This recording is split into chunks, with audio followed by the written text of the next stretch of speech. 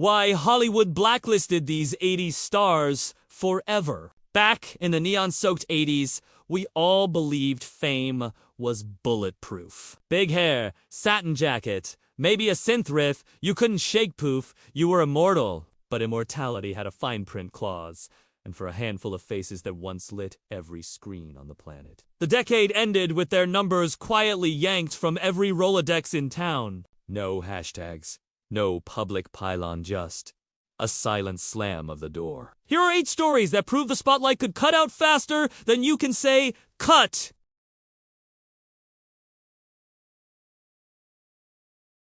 Dana Plato.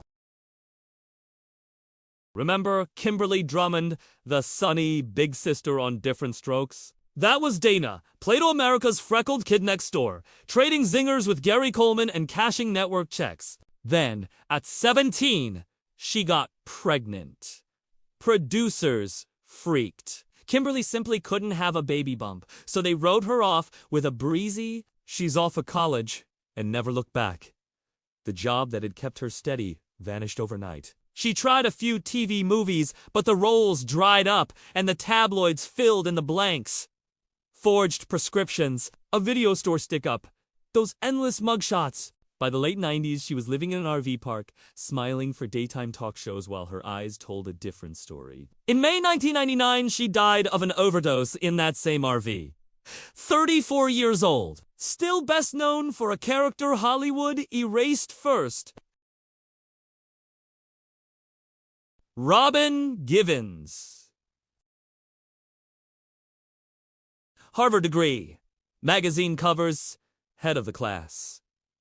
Robin Givens had the resume, yet the world only wanted to talk about Mike Tyson. She sat across from Barbara Walters, calmly describing fear and hotel rooms turned upside down, and America didn't know whose side to pick, so the story twisted until Robin became the gold-digging villain. Suddenly, roles evaporated. Her agent put it bluntly, "People think you're trouble." The gifted teen who once ran a classroom full of geniuses spent years trapped in low-budget thrillers. You found buried at the video store? She kept acting, still does, but the big studio calls went to women whose personal lives didn't arrive with a police escort.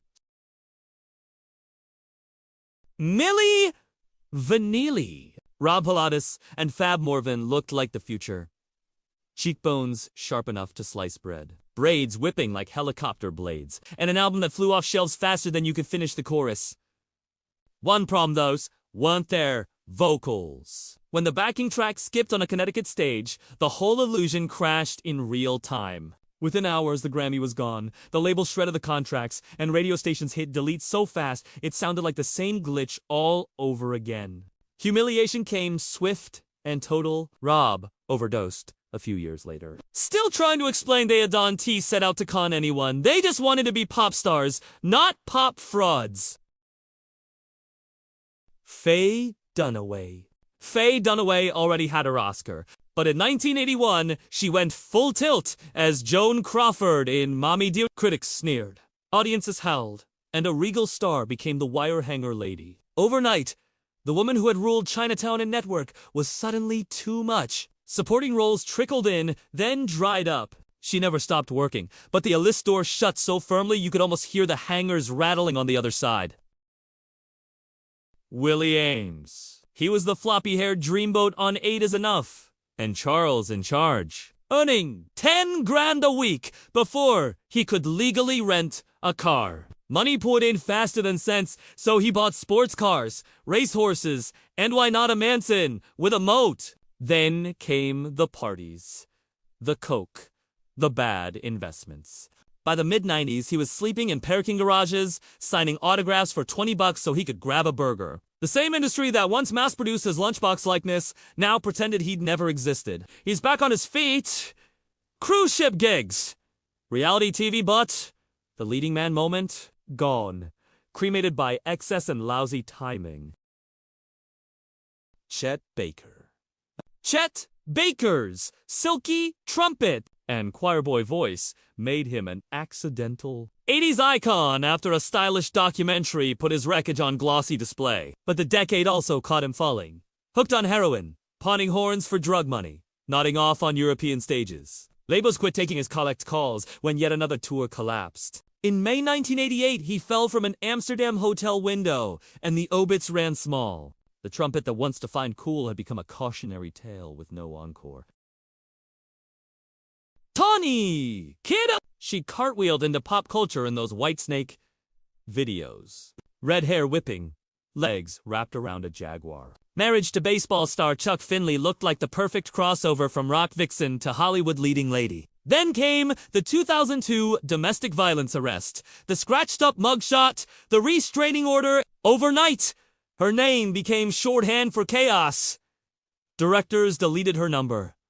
The jaguar was gone. Reality TV and courtroom benches filled the gaps where music video sets used to be.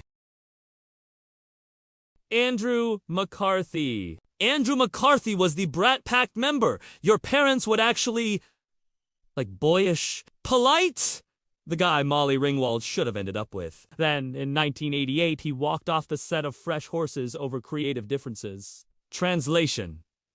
The word difficult started following him around studio lots. Offers slowed, then flatlined. By the early 90s, he was teaching acting in small-town theaters, while his old crew either reinvented themselves or retired rich. He rebuilt a life, directing TV episodes. But the industry never reopened the door that slammed the day, he said.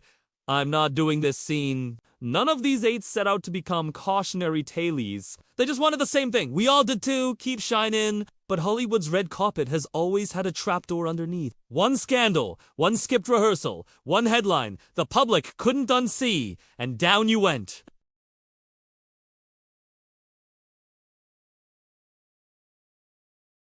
Thank you for watching. Don't forget to like, comment, share, and subscribe to my channel.